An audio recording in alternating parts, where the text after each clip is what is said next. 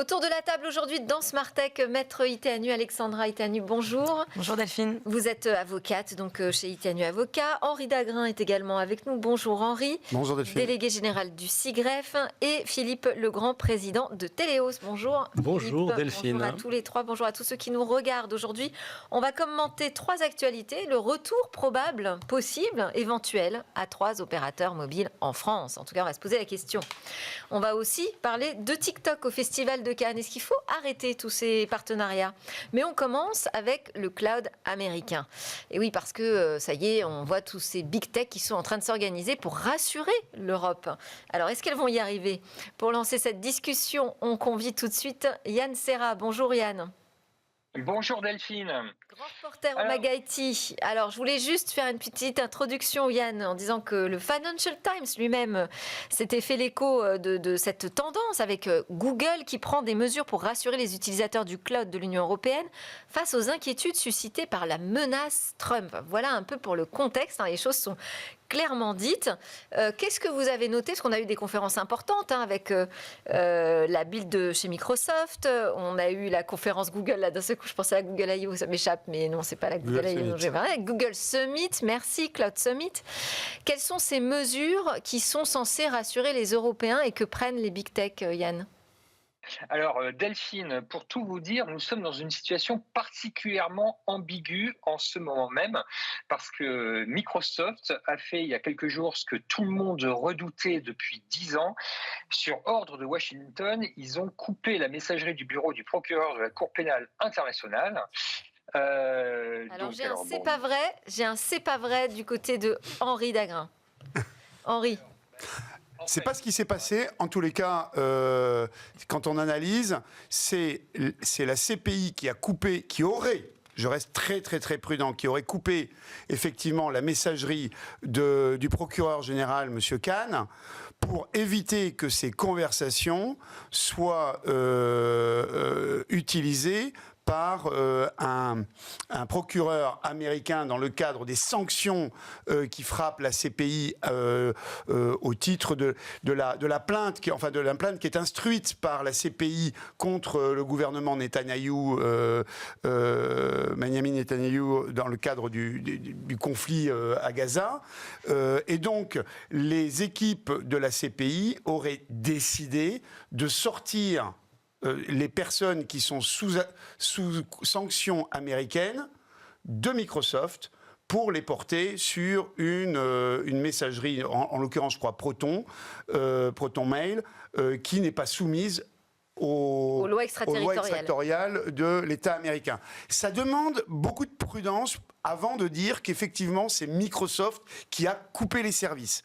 C'est parce que si c'était le cas, ça serait tout à fait contraire aux annonces qui ont été faites par Brad Smith le 30 avril à Bruxelles, où il venait voir l'Europe et il a dit « Si nous sommes mis sous tension,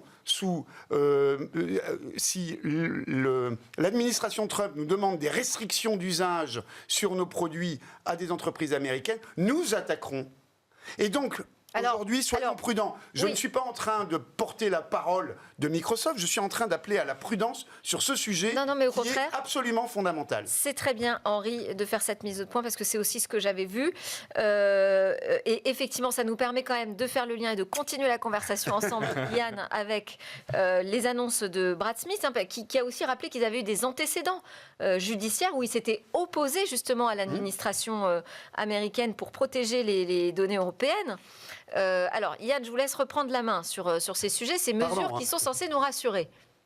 Alors, sur ce sujet, il est vrai que c'est, donc comme je disais, c'était ambigu, parce que, effectivement, c'est totalement paradoxal qu'une semaine avant, Brad Smith ait fait une lettre ouverte aux Européens, pleine d'emphase, où il annonçait qu'il investissait énormément donc Brad Smith étant le numéro 2 de Microsoft, où ils investissaient énormément en Europe pour développer le cloud, et donc disait bien pour la résilience des systèmes informatiques européens, donc y compris les emails, et aussi pour bien évidemment la souveraineté des données, donc qui ne puissent pas être accédées par le gouvernement américain. Cette histoire donc de CPI tombe quand même un petit peu mal. c'est pas très clair. Hein. Moi, je suis pas aussi catégorique que vous sur le fait que Ça tombe bien parce que le sujet c'est pas celui-là, donc on va pas en débattre. Je suis pas Ouais. catégorique. Voilà, on va on n'est débattre. pas Bon. suffisamment Cela dit. expert et qualifié sur ce sujet ici autour de la table pour en dire davantage sur cette affaire. Donc moi je propose qu'on enchaîne sur vraiment On enchaîne. les mesures très spécifiques qui ont été annoncées du côté de Microsoft mais aussi de Google.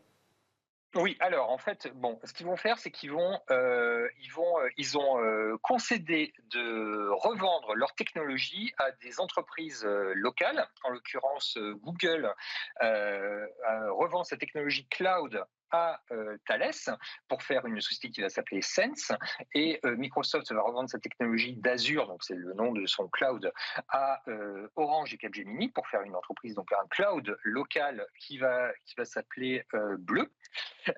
Et donc, en fait, l'idée, c'est que ce sont les copies conformes à chaque fois, donc des clouds de Google Cloud ou de Azure, et c'est donc sur des data centers qui sont physiquement installés en France, de droit français, exploités par des salariés français, et qui fonctionnent donc de manière étanche par rapport au cloud américain. Donc vraiment une garantie de ne pas être soumis justement à des injonctions américaines qui pourraient nuire à la souveraineté des décisions européennes. Alors effectivement, moi ça m'a frappé, hein, c'est l'insistance, en l'occurrence c'est du côté de Microsoft en particulier, pour dire que non seulement les centres de données seraient européens, mais en plus ils seraient gérés par des personnes physiques ressortissants européens, fonctionnant selon le droit européen, avec toute une protection juridique vis-à-vis du droit américain, qui contraindrait dans tous les cas, même si, alors sujet que n'envisage pas directement Brad Smith, mais dit éventuellement, si on nous demandait d'accéder aux données ou de couper le service cloud américain aux Européens, eh bien, la Corp serait contrainte finalement de s'y opposer et ça pourrait aller jusque devant les tribunaux. Est-ce que vous, quand vous lisez, Maître Iteanu, ces mesures, d'un point de vue juridique, vous dites ça tient ?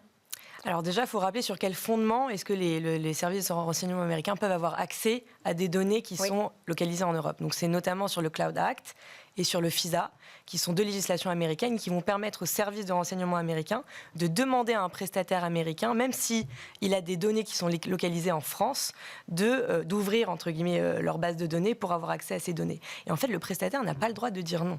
Donc la seule manière, en fait, qu'aurait Microsoft de s'opposer à ces demandes, c'est de ne pas avoir techniquement la possibilité d'ouvrir cette base de données. Est-ce que c'est le cas dans ces offres-là ? Je ne sais pas, mais il faudrait regarder du côté de la technique, parce qu'à partir du moment où Microsoft a la possibilité... Il pourrait quand même y avoir une opposition qui se joue devant les tribunaux.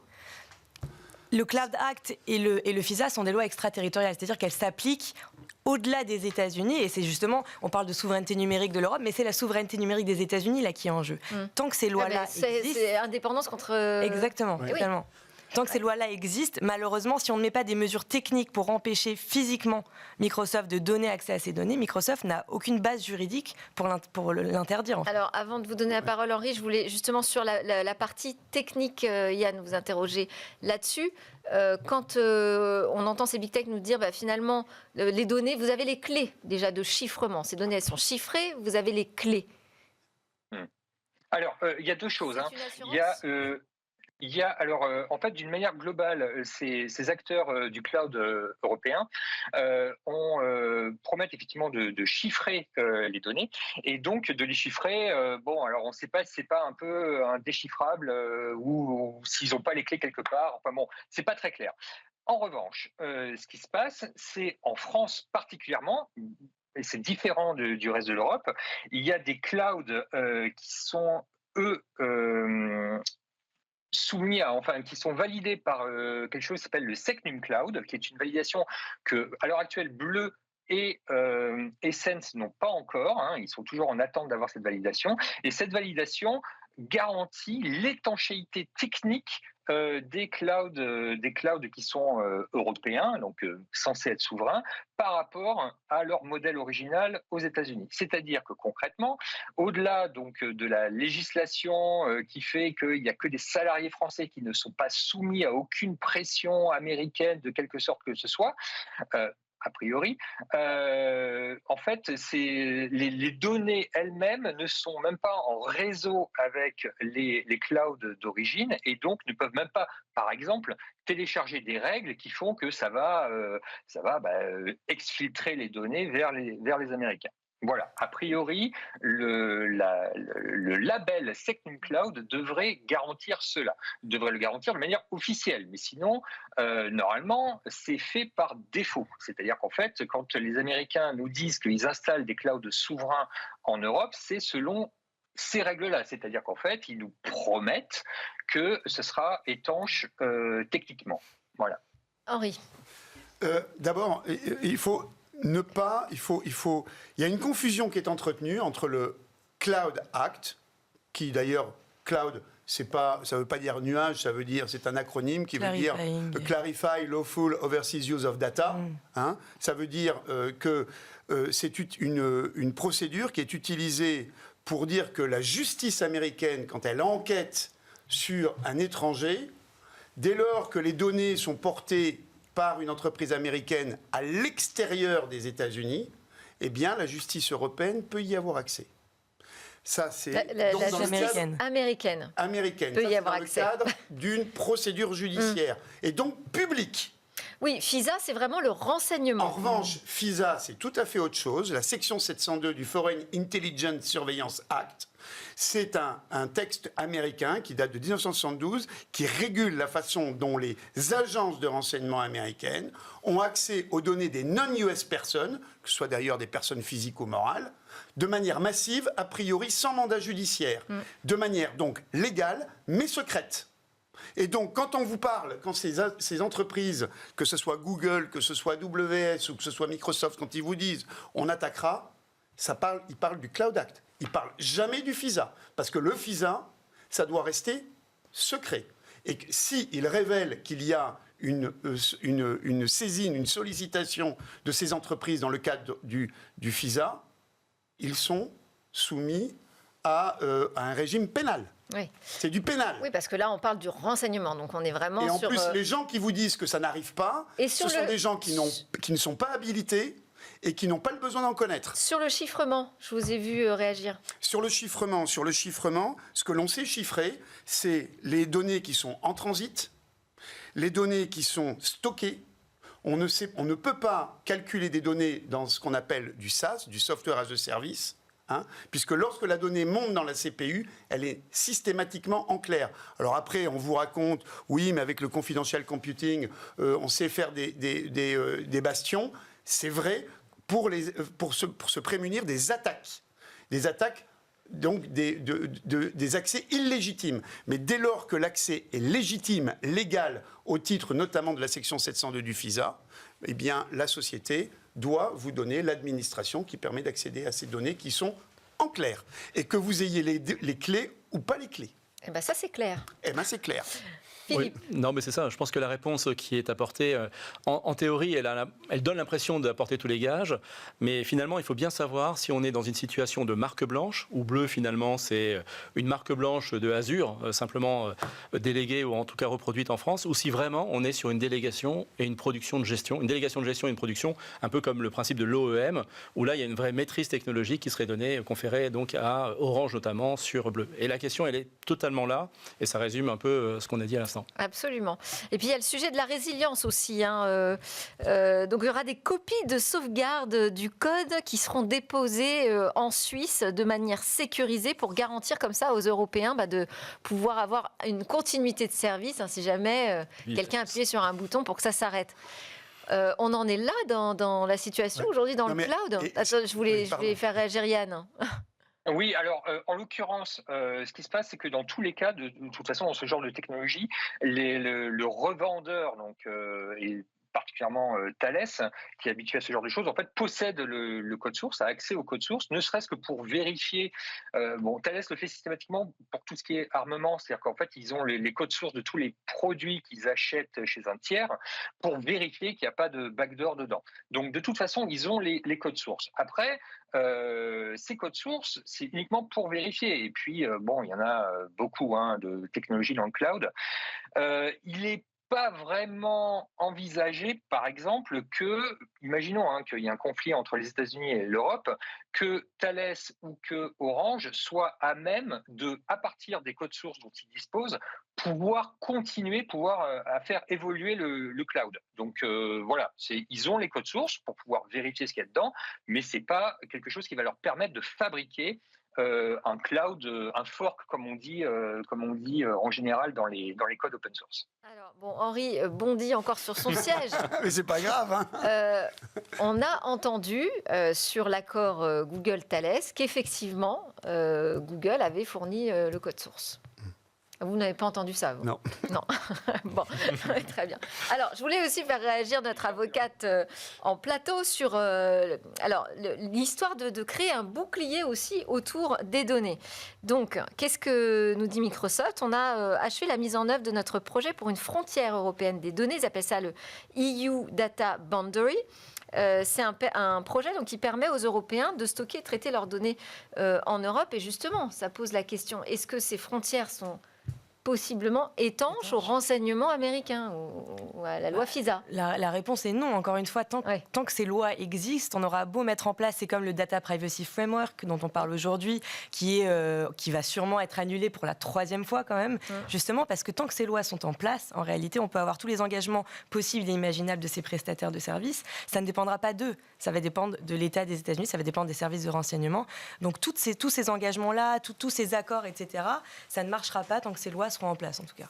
Est-ce que vous avez, vous, l'impression, Yann, sur le terrain, quand vous allez rencontrer les grandes entreprises qui sont habituées à travailler avec ces clouders américains, est-ce que vous avez l'impression qu'aujourd'hui, ça les préoccupe vraiment? Je ne veux pas parler uniquement dans le secteur sensible de la défense, mais de manière générale, est-ce qu'il y a une vraie préoccupation sur le sujet de la dépendance aux technologies américaines? Bon, alors, il est vrai qu'on fait plus de brouhaha autour de ces questions que véritablement, il y a de préoccupations chez les entreprises. C'est plus réglementaire qu'une véritable nécessité. Non, ce qu'on voit surtout chez les entreprises, c'est que c'est peut-être le modèle du cloud qui commence à être remis en question. Pourquoi? Parce qu'en fait, ce modèle du cloud, surtout avec l'IA, alors l'IA, vous allez avoir une grosse quantité de données que vous allez devoir exporter dans le cloud, que vous allez vouloir récupérer, que vous allez vouloir exploiter. Et en fait, on se rend compte que le cloud, finalement, c'est un modèle où vous payez à l'usage. Mais alors, il est très très compliqué de pouvoir se projeter sur les coûts en fait du cloud. Donc de plus en plus, et surtout à la faveur de l'IA, on voit une volonté de retourner peut-être à ce qu'on appelle des clouds privés. Donc en fait, où finalement, plutôt que de payer à chaque fois qu'on se sert de quelque chose, on paye plutôt pour même si c'est à la location, mais pour quelque chose qu'on possède. Donc voilà, c'est plutôt le modèle même du cloud public qui est un petit peu remis en question. Et là, ça concerne pas que les Américains, ça va concerner et aussi les entreprises françaises. Et juste pour dire que justement, dans tout ce qui est Secnum Cloud, ça ne sera que du cloud privé, donc ce ne sera pas du cloud public. Donc en fait, ce sont des infrastructures où les entreprises pourront beaucoup mieux se projeter sur les coûts annuels ou à plus long terme. Ouais, c'est un autre sujet effectivement qui rebat les cartes. Merci beaucoup Yann Serra d'avoir été avec nous. Je rappelle que vous êtes grand reporter au MAG-IT. Merci encore. On enchaîne sur notre autre sujet, un retour probable, possible, éventuel, souhaitable ou pas, à 3 opérateurs mobiles en France. En tout cas, c'est plus qu'une rumeur, puisque quand même, on commence à avoir des indications sérieuses de discussion entre les opérateurs pour se répartir ce qui serait la revente du réseau mobile SFR. Comment vous voyez les choses? Vous êtes un expert des télécoms, Philippe, je dois le rappeler. Ça fait plusieurs fois maintenant qu'on parle de cette histoire de consolidation du marché mobile avec un retour à 3 opérateurs. Là, on serait proche vraiment? Je ne suis pas sûr qu'on soit proche. Il faut déjà resituer un peu le contexte. Le contexte, c'est la restructuration de la dette de SFR, qui passe de 25 milliards à 16 milliards par un échange d'actions avec les créanciers, d'où la procédure en cours qui va arriver jusqu'à la fin du mois de septembre, parce que tous les créanciers n'étant pas d'accord, il faut rentrer dans un mécanisme de procédure dit de sauvegarde pour que fin septembre, cette affaire soit réglée sur la dette. Et évidemment, ça pose la question pour les actionnaires de SFR de la valorisation de ce groupe. Oui. Ces questions génèrent des appétences. On parle de 20, 30 milliards. On parle, oui, alors plus on est du côté des vendeurs, plus on parle de gros chiffres. Les acheteurs, évidemment, ont une vision un peu différente, mais oui, c'est dans ces eaux-là. Okay. Mais je voudrais dire, pour répondre à la question, je ne suis pas sûr que ça soit immédiat, pour deux raisons. D'abord, il y a ces discussions qui pourraient aller rapidement si... il devait y avoir une vente, et puis après, il y aurait aussi les questions du droit de la concurrence, et on sait qu'on est sur une procédure de 2 ans. Donc on sait une chose, c'est que dans le marché des télécoms, ça ne bougera pas avant 2028. Voilà, ça c'est une certitude. Du fait de tous ces délais inhérents au droit de la concurrence, ça prend beaucoup de temps. Alors maintenant, est-ce que ça serait une opportunité et comment ça pourrait se terminer ? Oui, pour le marché des télécoms, évidemment, une consolidation pour avoir moins d'opérateurs, améliorer la santé des opérateurs. On sait que c'est un domaine qui nécessite beaucoup d'investissements. On en a besoin encore et encore. Et ça solidifierait ce socle français qui s'exporte beaucoup. On a quand même 2 opérateurs français dans le top 5 des opérateurs européens. Maintenant, quelle serait l'issue d'un projet de rachat ? Elle ne sera pas forcément ce qu'on imagine. Rappelez-vous Jardiland. Jardiland, c'était la vente de Bouygues en 2018.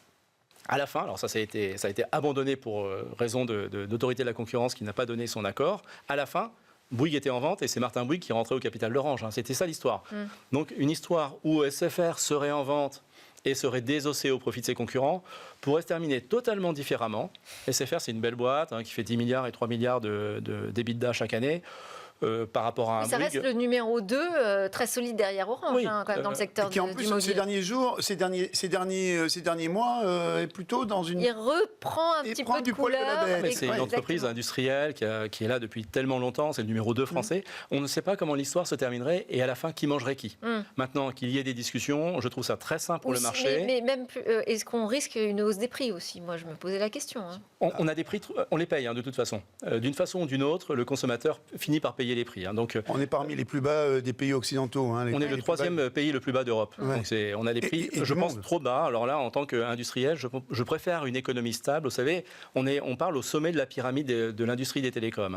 Si un opérateur là-haut, si Orange tous, c'est toute la filière qui est malade. Donc on a intérêt à avoir une économie saine et de payer le juste prix. Aujourd'hui, avec les pratiques auxquelles nous faisons face... On a vu quand même que l'arrivée du 4e opérateur, ça avait fait chuter les prix, ça avait été quand même au bénéfice du consommateur. En fait, ça les a stabilisés. Sur le moment, quand on a vu les forfaits à 2 € sortir, oui. Henri, ça fait plus que stabilisé. Ça a été une chute vertigineuse. Oui, mais on le paye indirectement. Donc moi, je ne suis pas forcément favorable. Je préfère payer le juste prix et partout pareil en Europe. Et puis derrière, ne pas avoir les effets retors. Je vais prendre un exemple. Parce qu'aujourd'hui, on est menacé aussi par les GAFAM sur ce secteur des télécoms. Exactement. Du coup, il y a une déperdition de la valeur qui va au profit des GAFAM.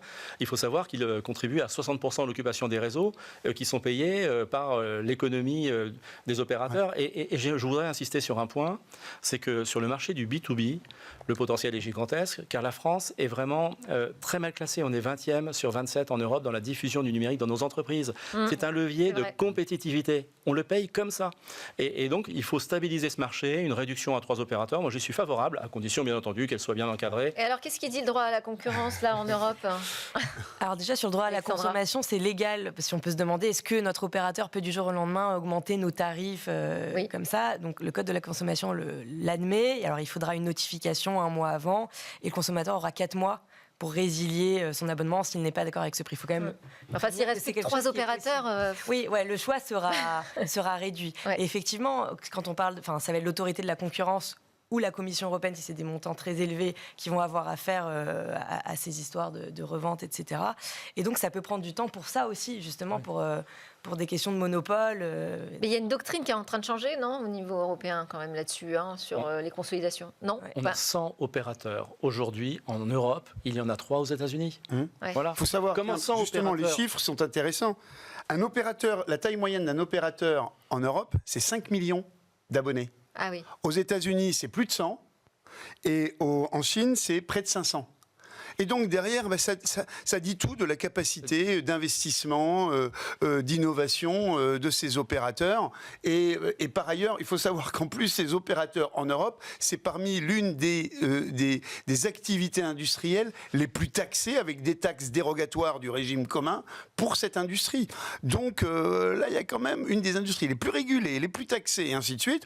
Moi, je trouve quand même qu'on pourrait peut-être un petit peu détendre les tensions. Bon, et d'ailleurs, lors de la Rodière à l'ARCEP, ne s'est pas montré opposé non plus. Oui, c'est déjà un très bon signe. Hein. Ouais. Oui, effectivement, 1,5 milliard de taxes spécifiques sur le secteur des télécoms, en plus des autres taxes. Et n'oublions pas qu'on a un enjeu aussi de compétitivité européenne. Des opérateurs français dans le top 5 européen, une consolidation européenne inévitable. On peut jouer un rôle majeur, passer de 4 à 3, peu importe qui mange qui, parce que encore une fois, c'est pas forcément SFR qui va se faire manger. Les prophètes qui ont tendance à répéter ça ne devraient pas trop s'approcher des champignons. Faut y aller mollo. Mais je pense sincèrement qu'on a un vrai coup industriel à jouer en Europe du fait de l'excellence de la filière française et de la capacité de 2 au moins des opérateurs à aujourd'hui rayonner en Europe et dans le monde. Donc, au contraire, il faut y aller. Ouais. Allez, dernier sujet. Bon, on n'a plus que 2 minutes, tous ensemble. Sur TikTok au Festival de Cannes, est-ce qu'il faut arrêter ce partenariat? C'est la députée Laure Miller, rapporteure de la commission d'enquête sur les effets psychologiques de TikTok sur les mineurs, qui a interpellé la présidente du Festival de Cannes. Ça lui a choqué, en fait, la présence de ce logo, là, derrière les stars qui montent le tapis rouge. Elle dit non, c'est pas possible, on peut plus faire ça. Qu'est-ce que vous en pensez? Très rapidement, votre avis à chacun. Alexandra. Moi, je pense que TikTok est dans le viseur depuis longtemps. D'ailleurs, juste un point de droit, la Commission européenne a sorti un avis préliminaire sur TikTok le 15 mai 2025 sur le fait qu'il n'était pas justement à jour par rapport au DSA, Règlement sur Digital Services Act. Et il y a une procédure qui a été ouverte en 2024, notamment sur les effets de TikTok sur les mineurs, qui est toujours en cours. Et qui va tomber, apparemment, enfin, je pense, dans les mois qui arrivent, et qui, je pense, peuvent faire mal, qui peuvent taxer TikTok jusqu'à 6% de leur chiffre d'affaires, qui peuvent même jusqu'à aller arrêter un service. On l'a vu avec TikTok Lite il n'y a pas longtemps. Donc voilà, TikTok est quand même dans le viseur de la Commission européenne. C'est pas un partenaire facile, en tout cas. TikTok au Festival de Cannes, mais franchement, c'est un très bel oxymore. C'est un peu comme la gastronomie McDonald's. On élève la culture, là. On a pris des dimensions incroyables. Je ne comprends pas comment on peut vendre son âme à ce point. Quand on défend un modèle de culture française, une exception culturelle française, comment on peut se travestir et admettre des choses comme celle-là. Il n'y a pas de régulation, il y a des effets extrêmement pervers, on a effectivement des dépendances. Il y a tous les éléments pour que, peut-être dans une certaine acception de la vision culturelle française, on aurait pu trouver peut-être un autre sponsor pour ce festival. Allez, 30 secondes, Henri. Je vais être assez radical. Il faut interdire TikTok en Europe. Ok. TikTok, c'est une arme de destruction massive contre l'Occident qui est à la main de la Chine. C'est un enjeu de santé publique, et notamment pour les plus jeunes. C'est un enjeu de salubrité démocratique. Et donc c'est un enjeu sur les finalités de la culture et de la vie démocratique des sociétés occidentales. Voilà, et donc puis après... si j'y suis, parce que en plus, alors en là Chine, c'était radical, c'était rapide, c'était très bien. En Chine, en plus, ils n'ont pas le même TikTok, donc faisons comme la Chine. Interdisons TikTok. Voilà. Et si on veut réfléchir à des nouveaux formats vidéo pour le Festival de Cannes, on peut essayer de trouver des partenaires technologiques français différents. Voilà. Merci à tous. Philippe Legrand était avec nous, Henri Dagrin et Maître Itéanu. Merci encore.